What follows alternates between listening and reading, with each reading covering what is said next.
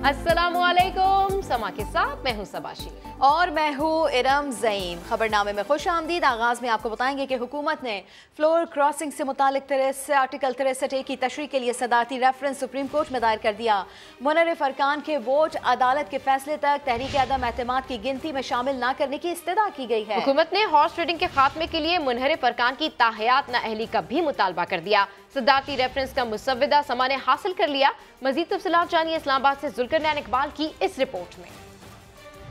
पाकिस्तान तहरीक इंसाफ की हुकूमत ने अपने मुनहरिफ अरकान असम्बली को सजा दिलवाने के लिए इंसाफ का सबसे बड़ा दर खटखटा दिया। सदारती रेफरेंस में सवालात उठाए कि क्या खिलाफ आइन मुनहरिफ होने वाले रुकन का वोट शुमार किया जा सकता है और क्या सुप्रीम कोर्ट का फैसला मुनहरिफ रुकन के खिलाफ आर्टिकल 62(1)(f) का डिक्लेरेशन नहीं होगा। सदारती रेफरेंस में मौक़िफ़ अख्तियार किया गया है कि रुकन असम्बली ज़मीर की आवाज़ पर फैसला करता है तो उसे मुस्ताफ़ी होना चाहिए। दोबारा इलेक्शन लड़कर असम्बली आने पर ही वो बाइज़्ज़त सियासतदान कहलाएगा। अरकान के मुनहरिफ होने पर हतमी फैसले तक उनका वोट शुमार नहीं होना चाहिए। आर्टिकल 63A का बुनियादी मकसद हॉर्स ट्रेडिंग को रोकना है, मगर इसमें अरकान को इनहराफ से रोकने के लिए इक़दाम का जिक्र नहीं। अदालत बताए कि फ्लोर क्रॉसिंग के खात्मे के लिए क्या इक़दाम किए जा सकते हैं।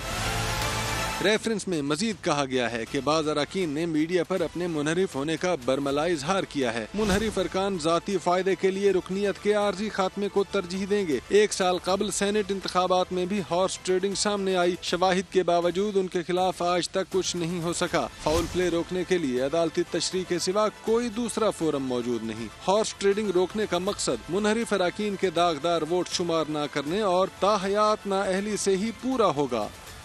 पार्टी पॉलिसी से मुनहरिफ अरकान असम्बली से मुतालिक कानून आर्टिकल 63A की तशरीह के लिए सदारती रेफरेंस सुप्रीम कोर्ट में दायर कर दिया गया। मुसव्वदे में क्या कुछ है वो भी अपने नाजरीन को बता दे। क्या खिलाफ आइन मुनहरिफ होने वाले रुकन का वोट शुमार किया जा सकता है?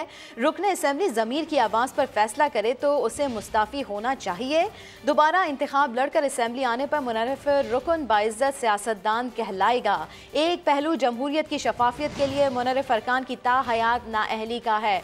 तो आपको ये बताते चले कि पार्टी पॉलिसी से मुनहरिफ अरकान असम्बली से मुतालिक कानून की तशरीह और इस हवाले से सदारती रेफरेंस सुप्रीम कोर्ट में दायर कर दिया गया है। और जो सवालात उठाए गए हैं, जिसकी तशरीह मांगी गई है, वो भी अपने नाजरीन को बताएं। क्या खिलाफ आइन मुनहरिफ होने वाले रुकन का वोट शुमार किया जा सकता है? रुकन असम्बली ज़मीर की आवाज़ पर फैसला करे तो उसे मुस्ताफ़ी होना चाहिए। दोबारा इंतखाब लड़कर असम्बली आने पर मुनहरिफ रुकन बाइज़्ज़त सियासतदान कहलाएगा। मुसव्वदे में ये भी है कि एक पहलू जमहूरियत की शफाफियत के लिए मुनहरिफ अरकान की ताहयात नाअहली का है। सदर सुप्रीम कोर्ट बार एहसन कहते हैं कि 63A पर हुकूमत ने जो रेफरेंस दायर किया वो काबिल समाअत ही नहीं। पहली बार पार्लियामेंट में स्पीकर ने आइन की पासदारी नहीं की। खिलाफ वर्जी करने पर इन लोगों के खिलाफ भी आर्टिकल 6 लगना चाहिए।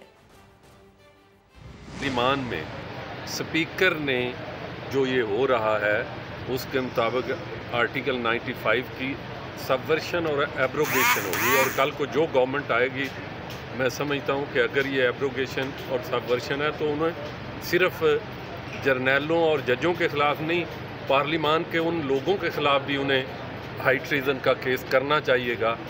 आर्टिकल 6 का 63A के बारे में बड़ा वाज़ेह सी बात है कि 63A ये जो उन्होंने पिटीशन फाइल किया ये मेंटेनेबल ही नहीं है, इसलिए कि एक ही 63A इतना सेल्फ एक्सप्लेनेटरी आर्टिकल है कि जिसमें आम कानून में नहीं, आप देखें कि आइन में राइट ऑफ अपील दिया गया है। तो सदर सुप्रीम कोर्ट बार वो ये कहते हैं कि 63A पर हुकूमती रेफरेंस काबिल समाअत ही नहीं। पहली बार पार्लियामेंट में स्पीकर ने आइन की पासदारी नहीं की और आइन की खिलाफ वर्जी पर आर्टिकल 6 लगना चाहिए। सदर सुप्रीम कोर्ट बार की जानिब से ये कहा गया है। इसी के ऊपर बात कर लेते हैं। खालिद अजीम साहब हमारे साथ मौजूद हैं। तो खालिद अजीम साहब, सदर सुप्रीम कोर्ट बार वो ये कहते हैं कि 63A पर हुकूमती रेफरेंस काबिल समाअत ही नहीं है, क्या कहेंगे आप इस पर? लेकिन जी उनका मौक़िफ़ ये है कि ये एक एक्सप्लिसिट लॉ है, यानी जिसमें सारा कुछ वाज़े है और इसकी कोई इम्प्लाइड यानी इतलाक़ी डेफिनेशन नहीं होनी चाहिए, यानी इससे कोई चीज़ खुद अख़ज़ करने की ज़रूरत नहीं है। और ये जो सवालात उठाए गए हैं یہ بلا وجہ کی ایک اختراع ہے، یہ ان کا موقف ہے۔ لیکن حکومت جو ہے وہ یہ سمجھتی ہے کہ اس کی وجہ سے انہوں نے یہ اس کا ریفرنس کو فائل کیا۔ ان کا کہنا یہ ہے کہ یہ درست ہے کہ اس لوگوں کے ووٹ ڈال دینے کے بعد یا لوگ اگر وفاداری تبدیل کر کے کسی دوسری پارلیمانی پارٹی میں چلے جاتے ہیں اس کے بعد تو ان کے خلاف کارروائی ہو سکتی ہے، لیکن اس کا راستہ اسی صورت میں رک سکتا ہے کہ اگر پہلے سے ان کا جو ووٹ ہے اس کو غیر مؤثر کر دیا جائے۔ لیکن میں یہ سمجھتا ہوں کہ یہ ساری چیزیں ایسی ہیں، یہ اس سے پہلے اس وقت زیر بحث آ چکی ہیں 1997 میں جب سپریم کورٹ میں اس کو چیلنج کیا گیا تھا۔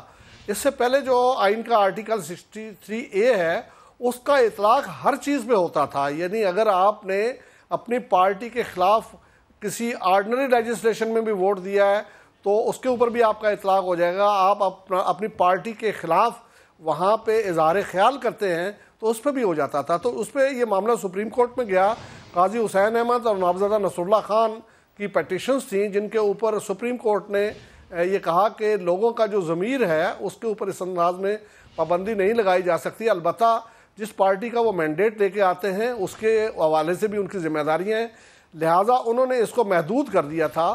اور اس کے بعد جو ہے وہ 3 چیزیں ایسی کر دی گئی تھیں کہ اس قانون سازی میں اگر کوئی رکن قومی اسمبلی پارٹی لائن کو وائلیٹ کرتا ہے، جس میں پہلی چیز جو ہے وہ یہ رکھی گئی تھی کہ وزیر اعظم یا وزیر اعلیٰ کا انتخاب یا ان کے خلاف ووٹ آف نو کانفیڈنس یا ووٹ آف کانفیڈنس کا معاملہ۔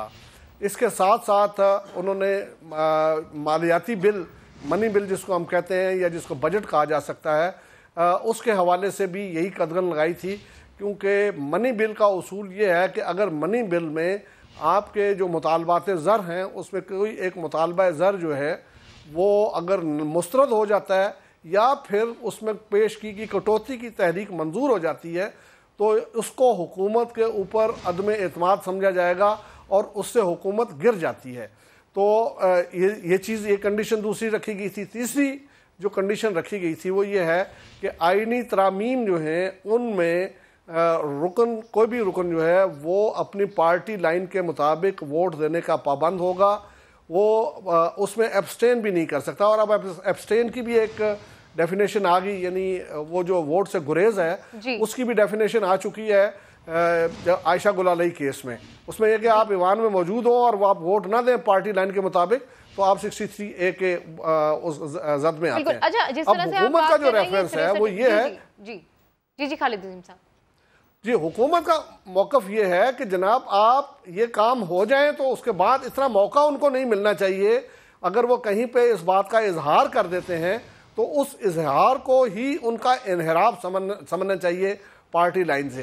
اب اس میں کورٹ کے لیے اب یہ طے کرنا ہوگا اس کو کہ کیا وہ اظہار کو سمجھتی ہے کہ وہ انحراف ہو گیا، یا انحراف جو ہے وہ باقاعدہ طور پہ جب عمل درآمد ہو جائے گا تو وہ ووٹ دے دے گا اپنی پارٹی لائن کے خلاف تو اس وقت اس کو منحرف قرار دیا جائے گا۔ اچھا، دوسرا امپورٹنٹ نقطہ جو حکومت خالد عظیم صاحب، ایک اور پوائنٹ جس پر حکومت کا کافی زیادہ زور ہے کہ آرٹیکل 63A کے تحت عبوری نااہلی جو ہے وہ نظام کے لیے زیادہ نقصان دہ ہے، یعنی وہ یہ چاہتی ہے کہ منتخب نمائندے کے لیے انحراف پر تا حیات نااہلی کی سزا ہونی چاہیے۔ مسودے میں یہ کچھ بھی ہے، یہ کافی اہم پوائنٹ ہے جس پر کافی زور دے رہی ہے حکومت۔ بالکل صحیح ہے، اور ان کا موقف یہ ہے کہ اگر وہ صرف اس کے ڈی سیٹ ہونے کا معاملہ، کیونکہ اب تک کا جو لا ہے اس میں میری سمجھ کے مطابق اگر کوئی شخص جو ہے وہ ڈی سیٹ کر دیا جاتا ہے، اس کی سیٹ ختم ہو جاتی ہے تو اس کے بعد وہ اسی حلقے کا جو ضمنی انتخاب ہے وہ آزاد حیثیت میں یا کسی اور پارٹی کے ٹکٹ پہ وہ الیکشن لڑنے کا مجاز ہوتا ہے۔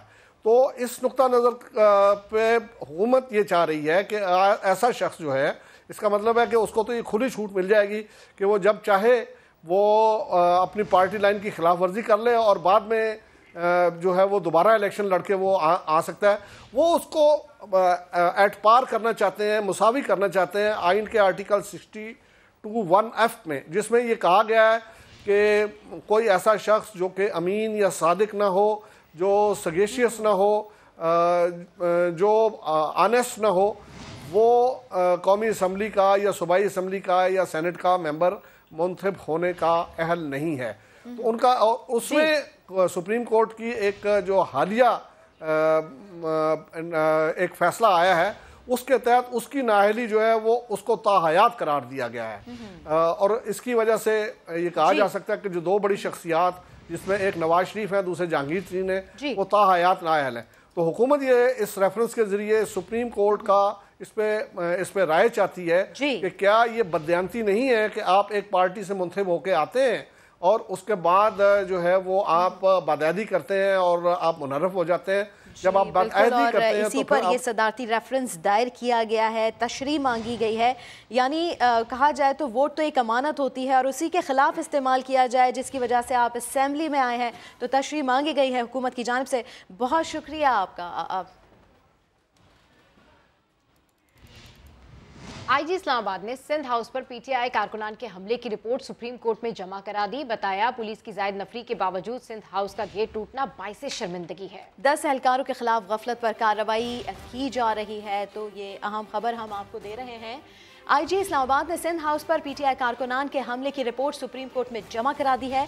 बताया पुलिस की जायद नफरी के बावजूद सिंध हाउस का गेट टूटना बाइसे शर्मिंदगी है। आईजी इस्लामाबाद ने सिंध हाउस पर पीटीआई कारकुनान के हमले की ये रिपोर्ट सुप्रीम कोर्ट में जमा करा दी है, जिसमें बताया गया है कि पुलिस की जायद नफरी के बावजूद सिंध हाउस का गेट टूटना बाइसे शर्मिंदगी है। 10 एहलकारों के खिलाफ गफलत पर कार्रवाई की जा रही है।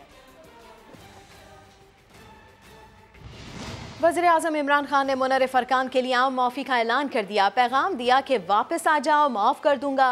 बाप अपने बच्चों को माफ़ कर देता है। ज़मीर फरोशी की छाप लग गई तो आपके बच्चों से कोई शादी नहीं करेगा। स्कूलों में बच्चों का मजाक बनाया जाएगा।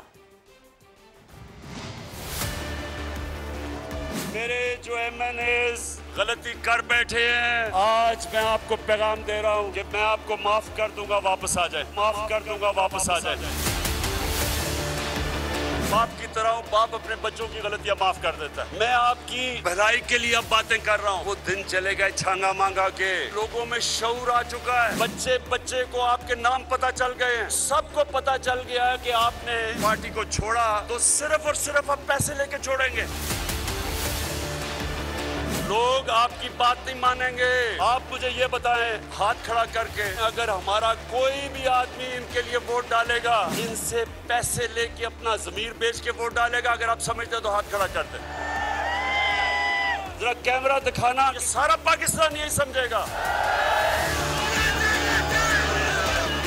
मैंने सुन ले मेरी बात, आज हमेशा के लिए आपके नाम के साथ लग जाएगा कि आप ज़मीर फरोश हैं। आपके लिए शादियों में जाना मुश्किल हो जाएगा। आपके बच्चों से लोग शादियां नहीं करेंगे। स्कूल के अंदर आपके बच्चों को बुरा भला कहेंगे। आप अपना मुस्तकबिल ये पैसे लेके तबाह कर देंगे। आपकी जिंदगी में जिल्लत होगी। लोगों ने आपको माफ नहीं करना। आप जो मर्जी कर दे, उल्टा लटक जाए, लोगों ने कहना है कि ये अपने ज़मीर बेच के गए हैं वहाँ। आप बताएं, हाथ खड़े करके बताएं कि आप क्या समझते हैं। किसी को आप पागल नहीं बना सकते। खुदा के वास्ते, अपने बच्चों के मुस्तकबिल के वास्ते ये गलती ना करना, ये गलती ना करना। चेयरमैन पीपी बिलावल भुट्टो का कहना है कि इमरान खान को शिकस्त नजर आ रही है, इसलिए वो तहरीक अदम एतमाद से भाग रहे हैं। अपने स्पीकर से आइन तोड़वाया, जो आपके खिलाफ खड़ा होगा उसका नाम तारीख में लिखा जाएगा। ये बुज़दिल इमरान पहले दिन से अपना शिकस्त नजर आ रहा है और पहले दिन से वो हर कोशिश कर रहा है कि इस अमल से भागे। इसने आईने पाकिस्तान तोड़ा है। आपने सबसे पहले हमला किया, पार्लियामान पे हमला किया, लॉजेस पे हमला किया। उसके बाद पार्लियामान के मेंबर्स ने सिंध हाउस शिफ्ट किए, तो इस शख्स ने सिंध हाउस के खिलाफ, उन मेंबर्स के खिलाफ एक प्रोपेगेंडा का मुहिम शुरू किया और झूठा इल्जाम लगा रहा है। अब कैसे कह सकते हैं कि अवाम मेंबर्स को सजा देंगे अगर वो आपके खिलाफ बोलते हैं? पाकिस्तान के अवाम खुद आपको वोट देने को तैयार नहीं है। इसी पार्लियामान के सारे मेंबर्स ने 3 साल देखा है, 3 साल आप हर बाय इलेक्शन हार चुके हैं। वज़ीर आज़म को अपना जलसे आम में न्यूट्रल को जानवर कहना और आज तक इस मुल्क और कौम से इसने माफी नहीं मांगा, इसका क्लैरिफिकेशन आज भी मुतालबा करते हैं। इमरान का सोशल मीडिया टीम, इमरान के अपने MNAs जो प्रोपेगेंडा कर रहे हैं, जो मुहिम चला रहे हैं कि किसी तरीके से न्यूट्रलिटी के स्टेटस में कोई तब्दीली आ जाए, इस सारा कैंपेन का नोटिस लिया जाए, SPR की तरफ से हो या वो हमारा आला अदलिया की तरफ से हो। बराह रास्त आपको लिए चलते हैं। शफकत महमूद इस वक्त मीडिया से गुफ्तगू कर रहे हैं। ये कल उन्होंने अपनी तकरीर में कहा है, इसलिए दरवाजे हमने खोले हैं और जो हमारी पार्टी के लोग हैं उनको ये कहते हैं कि दोबारा सोचें कि मुस्तकबिल क्या है, और जो अवाम ने आपका सिर्फ सियासी बॉयकॉट नहीं करना, अवाम ने आपका सोशल बॉयकॉट भी करना है। मुख्तलिफ जगह पे नज़र आ रहा है कि जो बड़े स्ट्रॉन्ग साथी थे इन लोगों के, वो भी पब्लिक में आके इन हलकों में लोगों को कंडेम कर रहे हैं। ये फैसलाबाद में भी नज़र आ रहा है और बाकी जगह भी नज़र आ रहा है। तो मेरा ख्याल है अब भी वक्त है कि ये दोबारा सोचें, अपनी सियासत को भी बर्बाद ना करें और अपनी जो आकबत है उसको भी ख़राब ना करें, और दोबारा सोचें, गौर करें इसके ऊपर। बाकी इंशाअल्लाह ताला ये तहरीक अदम इत्तेमाद जो है ये नाकाम होगी, और ये चोर जो हैं जो इकट्ठे हो गए हैं सारे थ्री स्टूजेस, इनको इंशाअल्लाह ताला कोई कामयाबी नहीं मिलेगी, और इनकी रोज़ दिन ब दिन जो आवाम में एक रिएक्शन आ रहा है वो नज़र आता जा रहा है। इसलिए इनको बिल्कुल कामयाबी नहीं। को फैसलाबाद में हमारी जमात ने मुख्तलिफ काम किए हैं जिनके बारे में मैं कुछ मुख्तसर कहना चाहता हूँ। टोबा टेक्सी व जंग में यूनिवर्सिटियाँ बनाई गई हैं और डिस्ट्रिक्ट डेवलपमेंट पैकेज के तहत मनसूबों में तेज़ी से काम जारी है। पब्लिक ट्रांसपोर्ट का काम भी फैसलाबाद के लिए शुरू किया गया है और IT यूनिवर्सिटी भी बनाई गई है।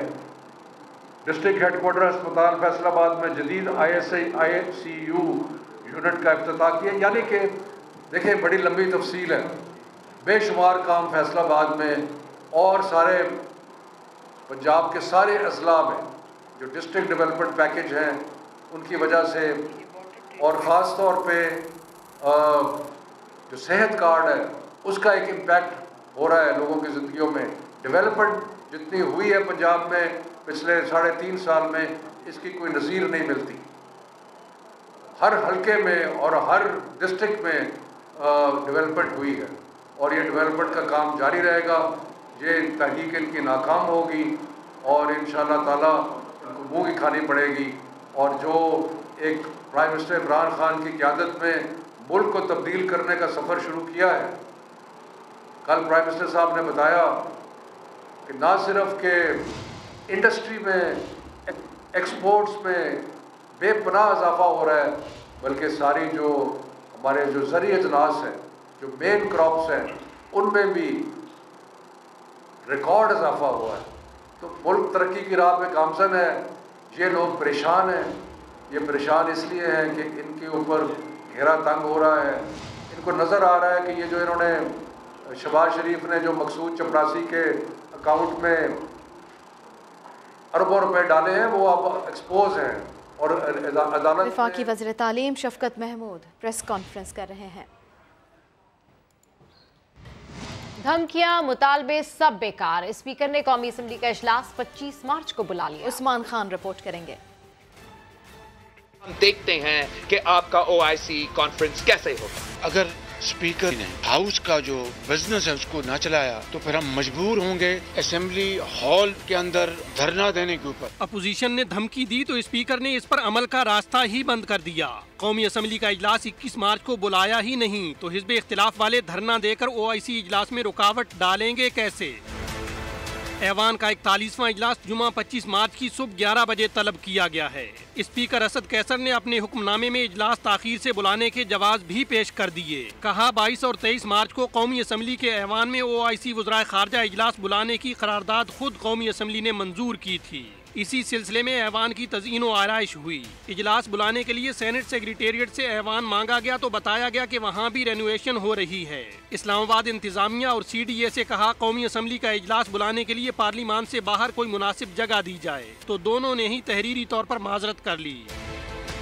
स्पीकर का कहना है ऐसे हालात में कौमी असम्बली की इमारत इजलास के लिए 24 मार्च से पहले दस्तयाब ही नहीं, इसीलिए आईनी अख्तियारात इस्तेमाल करते हुए इजलास 25 मार्च को बुलाया है। ज़मीर फरोशी और ज़मीर की आवाज़, मामला जानिए कुछ देर बाद। पीपल्स पार्टी ने 16 करोड़ रुपए और आइंदा इंतखाबात के बाद मखसूस नशिस्त की पेशकश की। PTI के रुकन कौमी असम्बली नुसरत वाहिद ने बड़ा इल्जाम लगा दिया। मुनहरिफ रुकन गफ्फार वट्टू कहते हैं सिंध हाउस में मौजूदगी का इल्जाम बेबुनियाद है। पार्टी से नाराजगी अपने हल्के में काम न कर पाने पर है। इमरान खान का साथ छोड़ने के लिए पीपल्स पार्टी ने 16 करोड़ रुपए की पेशकश की। PTI की खातून MNA का दावा। वीडियो पैगाम में कहा ऑफर सिंध और पंजाब से आई। पीपल्स पार्टी की तरफ से 2 दफा ऑफर आई है, एक पंजाब से और एक सिंध से, और पीपल्स पार्टी के ही लोग थे जिन्होंने मुझे कहवाया किसी के थ्रू, और ये ऑफ़र काफ़ी बड़ी ऑफ़र है जो कि मेरे ख्याल में इसको रजिस्ट करना अच्छा खासा मुश्किल काम है। 16 करोड़ की थी। उधर PTI के मुनहरिफ MNA गफ्फार वट्टू कहते हैं उन्होंने किसी से कोई पैसे नहीं लिए। मेरा ये मान है कि रिश्वत लेने वाला और रिश्वत देने वाला दोनों जहन्नमी है, और मैं इस तरह के मामले पे लानत भेजता हूँ और इसकी सख्त तरदीद करता हूँ। और एक जो सिंध हाउस में रैश का उसकी भी तरदीद करता हूँ कि वो भी बिल्कुल गलत बात है कि सिंध हाउस में बिल्कुल मैं मौजूद नहीं था। गफ्फार वट्टू का मजीद कहना था कि PTI के करप्शन खत्म करने के नारे पर पार्टी में शामिल हुए थे, मगर बदकिस्मती से इस वादे पर भी अमल नहीं किया गया। हुकूमत मुनहरिफ अरकान को ज़मीर फरोश करार दे रही है, लेकिन पंजाब में जलील शरकपुरी समेत अपोजिशन के दीगर अरकान से राब्ते और मुलाकातें की जा रही हैं। और इतने खुल के पैसे की पॉलिटिक्स सामने आ गई है कि लोगों को मंडी लगी है ज़मीर खरीदने के लिए। अपने ज़मीर के मुताबिक अगर वो वोट देते हैं तो ये उनकी मर्जी। पाकिस्तानी सियासत का हुस्न निराला, कौन पैसा चला रहा है और कौन है जो अपनी बातों और हालात से एक दूसरे के अरकान को तोड़ने में लगा है। सबूतों के बगैर हुकूमत और अपोजिशन एक दूसरे पर इल्जामात की भरमार करने में लगे हैं। ये कोई हलाल का पैसा तो नहीं है पॉलिटिशियंस के ज़मीर खरीदने के लिए। बड़े बड़े वो थैलियां पैसे की आ रही हैं। हॉर्स ट्रेडिंग हो रही है। आप ये भूल गए कि जो सेनेट में जो किन्होंने वोट खरीदे थे, PTI को अपना चेहरा देखना चाहिए, अपना काला चेहरा, जब सेनेट में उन्होंने हॉर्स ट्रेडिंग की। तहरीक इंसाफ के मुनहरिफ अरकान ने सिंध हाउस को अपना घोंसला बनाया तो सबसे बड़े सूबे के वज़ीर आला भी मुखालफिन के अरकान को राम करने के मिशन पर लग गए। गरीब लोग हैं बुज़दार साहब, उन्हें हमें इज्जत देनी चाहिए, वो हमें इज्जत देते हैं। बाकी कौन सा कैसा मुफाद है जो हमारी तरफ से किसी ने भी मुतालबा किया है। बस हम चाहते हैं कि अगर वो मोहब्बत वाले आदमी है तो उनको इज्जत दी जाए। जब एक दफ़ा अक्सरियत ने खान साहब को चुना है तो मैं बीइंग ए पाकिस्तानी समझता हूँ कि हमें उस गवर्नमेंट को पूरा राइट देना चाहिए, वो काम करें। तो कम से कम 5 अहबाब ऐसे ज़रूर हैं जो मेरे साथ भी क्लोज राब्ते में हैं और बुज़दार साहब के साथ भी कम्फर्टेबल हैं। मियाँ जलील शरकपुरी ही नहीं, नून लीग अशरफ अंसारी, फैसल नियादी, मौलवी गयासुद्दीन, अदर अब्बास चांडिया भी उस्मान बुज़दार की कमान में हैं, जिन्हें उनकी जमात शोकॉज भी जारी कर चुकी है। ज़मीर फरोशों का उससे मुआजना ही ज़मीर फरोशों की भी तो है। शोकॉज तो हम उनको बहुत पहले का दे चुके। इलेक्शन का वक्त है, उन लोगों को हमने टिकट देने नहीं है, पार्टी से हमने निकाल दिया। पीपल्स पार्टी के 2 अरकान नबील रईस और गजनफर अब्बास को भी बुज़दार की हिमायत में शोकॉज नोटिस मिल चुका है। हर जमात मुखालिफ अरकान को अपने आंगन में खुश आमदीद कह रही है और अपना बंदा टूटने पर तो ज़मीर फरोशी का इल्ज़ाम लगा रही है। क्या ये खुला तजाद नहीं? वफाकी वजीर असद उमर कहते हैं कि वजीर आजम से आर्मी चीफ की 1 से ज्यादा मुलाकातें हुई, सियासत डिस्कस हुई या नहीं ये नहीं मालूम। प्रोग्राम एहतसाब में उन्होंने दावा किया कि शोकॉज के बाद मुनहरिफ अरकान राब्ते कर रहे हैं। 4-5 अरकान की कॉल्स आ चुकी हैं। बता दूं कि जिस वक्त से शोकॉज नोटिस कल से इशू हुए हैं ना, وہ اس کے بعد سے بڑے لوگوں کے میرے پاس رابطے آنے شروع ہو گئے ہیں اور وہ کہہ رہے ہیں نہیں وہ بندہ کہہ رہا ہے جی میں تو کہیں نہیں جا رہا, شو کاز نوٹس صرف ڈرا کریں. ہمارے کابینہ کے ممبرز سے براہ راست جن کی بات ہوئی ہے, ہمارے ایم این اے سے براہ راست جن کی بات ہوئی ہے. کتنے لوگ ہیں جنہوں نے رابطہ کیا؟ میرے پاس جو خبر واپس آئی ہے وہ 4-5 کی آ چکی ہے. میں 100% یہ نہیں بول سکتا کہ ہر شخص اس میں سے جو ہے وہ پیسے کے اوپر گیا, لیکن بڑے پیمانے پر پیسہ چلا ہے اور یہ تحریک عدم اعتماد کامیاب ہو ہی نہیں سکتی, اس کے قریب بھی نہیں پہنچ سکتی اگر یہ پیسہ نہ چلا ہوتا. ہمارے پاس جو ایم این ایز جن کو یہ آفرز ہوئی انہوں نے نہیں لی, وہ نام کے ساتھ کس شخص نے آفر کی, کتنی آفر تھی, کہاں پر آفر ہوئی, یہ ساری تفصیلات ہمارے پاس پہلے سے موجود ہیں. ملاقات تو وزیر اعظم کی 1 سے زیادہ ہوئی ہے آرمی چیف سے. وہ وزیر اعظم ہیں, ان کے آرمی چیف ہیں, تو ان کی ملاقات وقتاً فوقتاً ہوتی رہتی ہے. ابھی ریسنٹلی بھی ایک ہوئی تھی, 1-on-1 ملاقات ہوئی تھی, بالکل ہوئی تھی. اس کے اندر سیاست ڈسکس ہوئی ہے نہیں ہوئی ہے مجھے پتہ. وزیر اطلاع سندھ سعید غنی کا کہنا ہے کہ عمران خان کو لانے والے ادارے اپنے آئینی دائرے میں واپس آ گئے ہیں, جس پر طوفان بدتمیزی کھڑا کر دیا گیا ہے.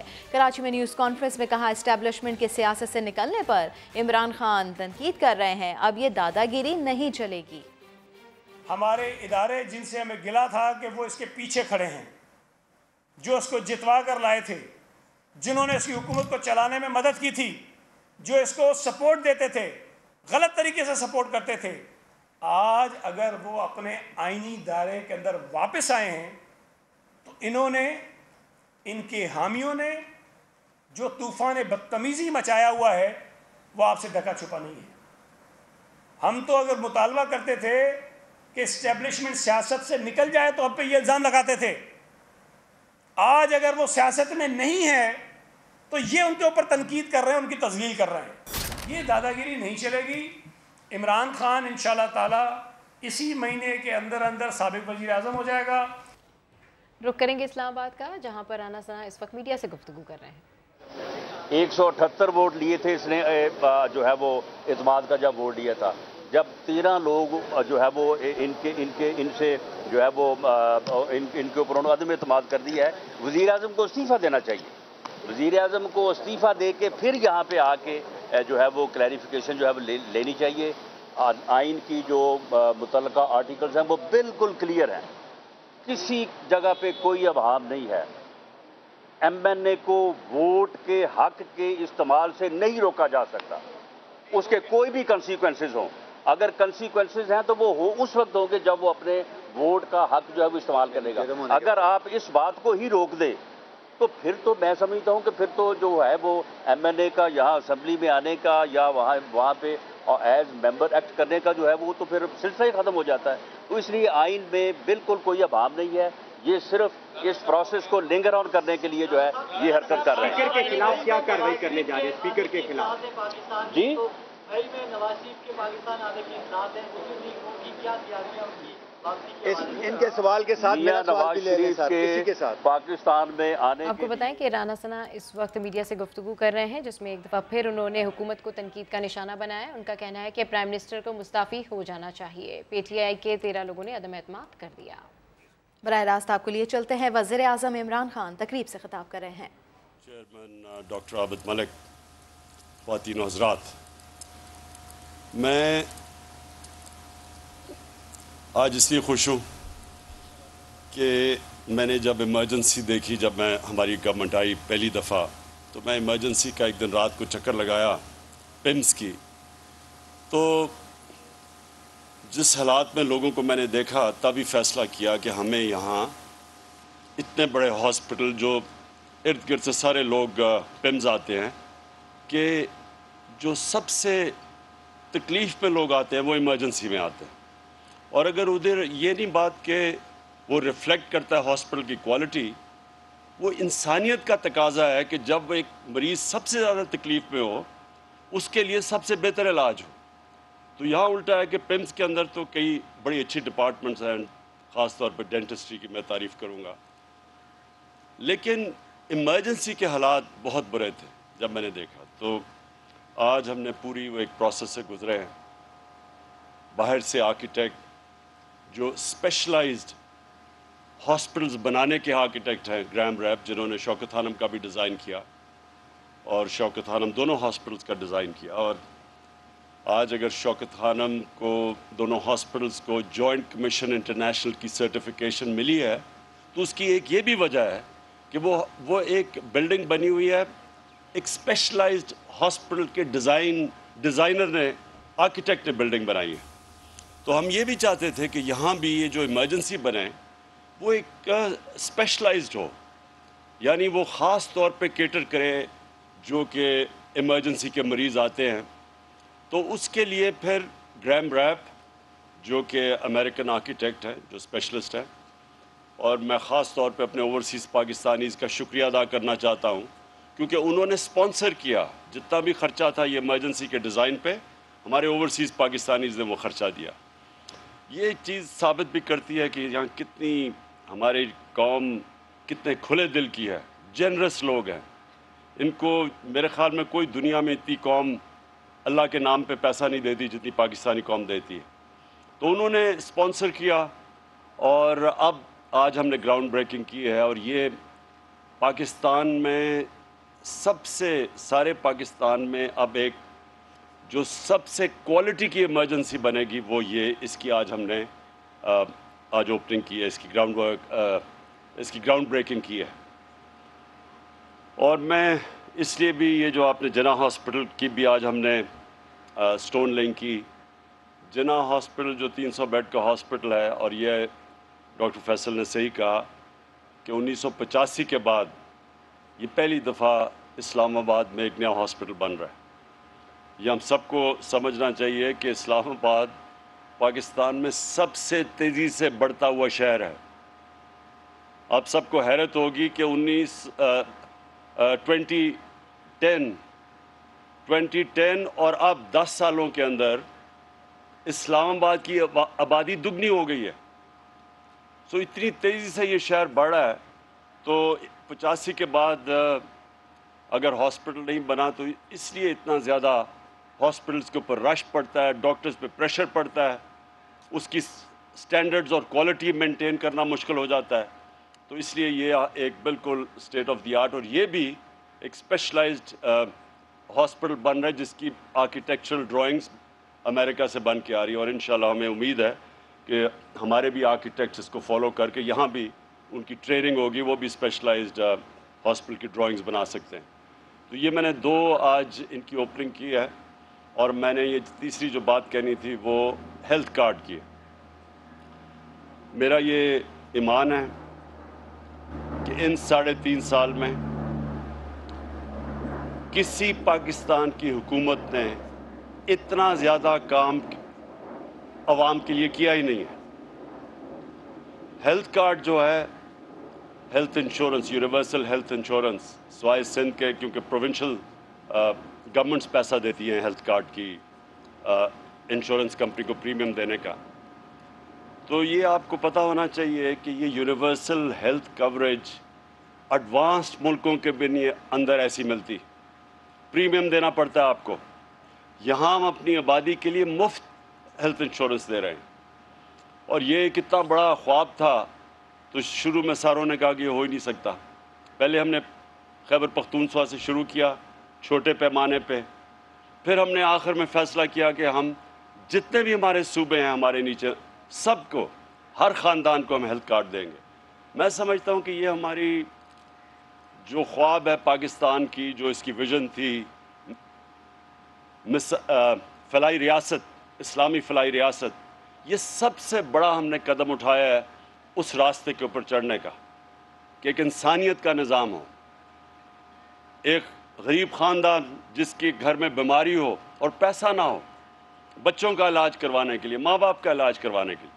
कितने हमारे मुल्क में ऐसे ख़ानदान हैं जिनको ये फ़ैसला करना पड़ता है कि हमारे पास अगर पैसे नहीं तो हम क्या करेंगे, कर्ज़े ले लेते हैं लोग गुर्बत की लकीर से ख़ानदान नीचे चले जाते हैं। एक अपने ख़ानदान के किसी फ़र्द का इलाज कराते कराते वो गुर्बत की लकीर के नीचे चले जाते हैं कर्ज़े ले लेके। तो ये तब से मैंने जब से पॉलिटिक्स में आया था मेरा यही ख्वाब था कि एक दिन हमारे शहरियों को एक ऐसा कार्ड मिले कि वो उस हस्पताल में जाके इलाज करवा सकें جو وہ خواب بھی نہیں دیکھ سکتے تھے کہ پرائیویٹ ہاسپٹلز میں اپنا علاج کروا سکیں. اور مجھے اتنی خوشی ہوئی، مہینہ پہلے ڈاکٹرز ہاسپٹل کے ان کے جو اونر ہیں انہوں نے مجھے کال کیا اور مجھے مبارک دی کہ پہلی دفعہ ڈاکٹرز ہاسپٹل میں ایک مزدور کا ہارٹ کا آپریشن ہوا جو وہ تصور بھی نہیں کر سکتا کہ اتنا ایک پرائیویٹ ہاسپٹل میں مہنگا ہوگا. تو یہ ایک قدم ہے. اس سے ایک پورا ہیلتھ سسٹم بنے گا پاکستان میں، پرائیویٹ سیکٹر آئے گا، پبلک پرائیویٹ پارٹنرشپس ہوں گی اب ہاسپٹلز میں، ہیلتھ سسٹم میں، کیونکہ اتنا زیادہ ہم نے پیسہ دیا ہے ہیلتھ انشورنس میں. تو اب کوئی بھی غریب علاقے کے اندر پرائیویٹ سیکٹر جا کے ہاسپٹل کھول سکتا ہے، جو پہلے کبھی وہ نہیں، کیونکہ لوگوں کے پاس پیسہ نہیں تھا، پرائیویٹ سیکٹر نہیں جاتا تھا. اور گورنمنٹ ہاسپٹلز بھی مجھے افسوس سے کہنا پڑتا ہے کہ آپ دیہاتوں کے اندر جائیں، ڈسٹرکٹس میں جائیں، وہاں ڈاکٹرز نہیں ملتے. ڈاکٹرز بھی وہاں جانا پسند نہیں کرتے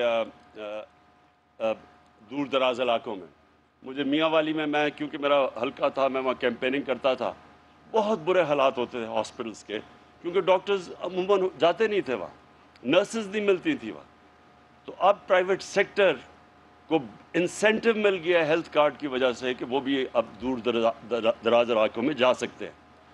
آخر میں صرف یہ کہنا چاہتا ہوں کہ مجھے بڑی خوشی ہے کہ ہر فیلڈ کے اندر، چاہے وہ اکنامکس ہو، چاہے ہیلتھ کیئر ہو، چاہے تعلیم ہو، کسی نے بھی نہیں پاکستان میں سوچا تھا کہ 70 سال کے بعد ایک حکومت کوشش کرے گی ایک تعلیمی نصاب لانے کے لیے، کیونکہ ہمارا ایک طبقاتی تعلیمی نظام بنا ہوا ہے. امیر کے لیے انگلش میڈیم اور اچھے نوکریاں، ہمارے نیچے عوام کے لیے ممکن ہی تھا اوپر آنے کا، کیونکہ تعلیم کا سسٹم ہی اوپر نہیں آنے دیتا تھا.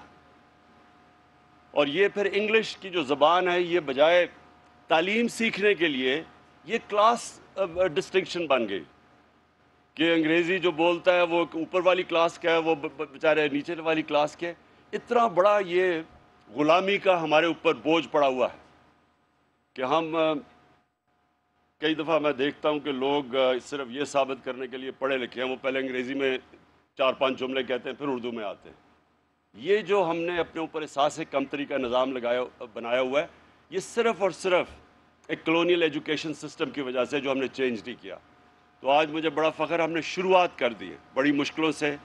ایک سلیبس، ایک کریکولم، نصاب، اور 5 سے پھر آہستہ آہستہ اوپر لے کے جائیں گے. اور اس کے علاوہ جو ہم نے سیرت نبی کا فیصلہ کیا کہ اپنے سارے بچوں کو نبی کی سیرت پڑھائیں گے کیریکٹر بلڈنگ کے لیے.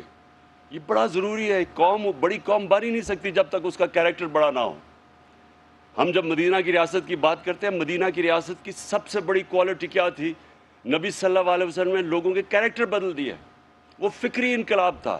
لوگ غلط سمجھتے ہیں کہ وہ تلوار سے کوئی انقلاب آیا تھا. ان کے مدینہ کے ہجرت پہ پہنچنے کے اور ان کے دنیا کے جانے کے بعد جو 10 سال تھے، صرف جنگوں کے اندر کوئی 1000 سے 1200 لوگ مرے تھے ٹوٹل، لیکن وہ سارا عرب ان کے نیچے آ گیا تھا. تو وہ تلوار سے نہیں ہوا تھا، ذہن بدلے تھے انہوں نے، فکری انقلاب تھا. اور وہ ہماری بدقسمتی یہ ہے کہ ہم نے کبھی کوشش ہی نہیں کی جب سے ہمارا ملک بنا ہے کہ لوگوں کو بتائیں تو صحیح کہ وہ جو قرآن ہمیں حکم دیتی ہے کہ ان کی زندگی سے سیکھو، وہ کیا وجہ تھی؟ وہ ہماری بہتری کے لیے ہے. جو قوم ان کی سنت پہ چلے گی وہ اٹھ جائے گی. اور کیونکہ وہ رحمت العالمین تھے، وہ صرف مسلمان نہیں، سب انسانوں کے لیے رحمت بن کے آئے تھے. تو جو بھی ان کی سنت پہ چلے گا وہ قوم اوپر آ جائے گی. تو اس لیے ہم نے یہ بھی رحمت العالمین اتھارٹی بنائی ہے. اس کا مقصد ہی یہ ہے کہ اپنے بچوں کو یونیورسٹی اسٹوڈنٹس کو کم از کم ان کو یہ پتا ہو کہ ان کی زندگی کیا تھی، انہوں نے کیسے کیریکٹر بدلے، کیسے جو ان کے ارد گرد تھے سب لیڈرز بن گئے. تو یہ مجھے جو سب سے خوشی ہے کہ ہم نے تعلیم کے اوپر وہ کام کیا ہے، ہیلتھ میں وہ کیا ہے، اکانومی کو ٹھیک کیا ہے. آج ہمارے سارے اکانومی کے انڈیکیٹرز رائٹ ڈائریکشن میں ہیں. IMF کہہ رہا ہے کہ پاکستان سسٹینیبل گروتھ پہ نکل گئی ہے. ہم نے اپنے پیر پہ کھڑے ہونے کا جو سب سے ہمارا بڑا مسئلہ تھا کہ ہمارے خرچے زیادہ تھے، آمدنی کم تھی، ہم وہ پہلی گورنمنٹ آئی ہے جو اس طرف اب نکل گئی ہے کہ اپنی آمدنی اٹھاتی جا رہی ہے اور انشاءاللہ اپنے خرچے ملیں گے تاکہ ہمیں کسی کے سامنے غلامی نہ کرنی پڑے، ایک خوددار قوم بن کے ہم سامنے آئیں۔ تو آخر میں پھر سے آج بڑا خوش ہوں کہ یہ جو 2 انوگریشنز کیا میں پمز کے بورڈ کو خاص طور پہ کہنا چاہتا ہوں کہ آپ کی بہت بڑی ذمہ داری ہے۔ ہمارا جو گورنمنٹ سسٹم بن چکا ہے اس کے اندر میرٹ ختم ہو گئی ہے اور اس کے وہ اجازت دیتی ہے کرپشن کی، تو آپ کے اوپر ذمہ داری یہ ہے کہ آپ نے وہ سسٹمز لے کے آنے ہیں جو کہ پرائیویٹ سیکٹر کے اندر ہے۔ جو گورنمنٹ سیکٹر ہے وہ کوئی وجہ نہیں کہ وہ اگر پرائیویٹ سیکٹر کے سسٹمز لے کے آئے اور انسولیٹ کر لے۔ بورڈ کا بنانے کا مقصد ہی یہ ہے کہ وہ آپ بورڈ وہ اس طرح ہاسپٹل چلائیں جس طرح پرائیویٹ سیکٹر چلتا ہے، یعنی آپ میرٹ کے اوپر لوگوں کو لے کے آئیں، میرٹ کے اوپر انڈکشنز کریں۔ یہ جو بنا ہوا ہے جو سینئر ہے وہ اوپر آ جائے، اگر سینئر آپ کا بہترین چیف ایگزیکٹو نہیں بن سکتا تو جو بہترین ہے اس کو بننا چاہیے، اور جتنا آپ میرٹ کے اوپر لوگوں کو لے کے آئیں گے اتنا ہاسپٹل کی سٹینڈرڈ اوپر چلی جائے گی۔ تو بورڈ کا تو مقصد یہ ہے، تو آپ کی بہت بڑی ذمہ داری ہے، میں بورڈ کو کہنا چاہتا ہوں، کیونکہ ہمیں بڑی امید ہے یہ پمز میں پوٹینشیل ہے کہ یہ ایک گورنمنٹ ہاسپٹل ہوتے ہوئے پاکستان کی پریمیئر انسٹیٹیوشن بن سکتی ہے۔ شکریہ۔ وزیر اعظم خطاب کر رہے تھے۔ بلیٹن سے فی الحال اتنا ہی، ایک بریک کے بعد حاضر ہوں گے ہیڈ لائنز کے ساتھ، دیکھتے رہیے سما۔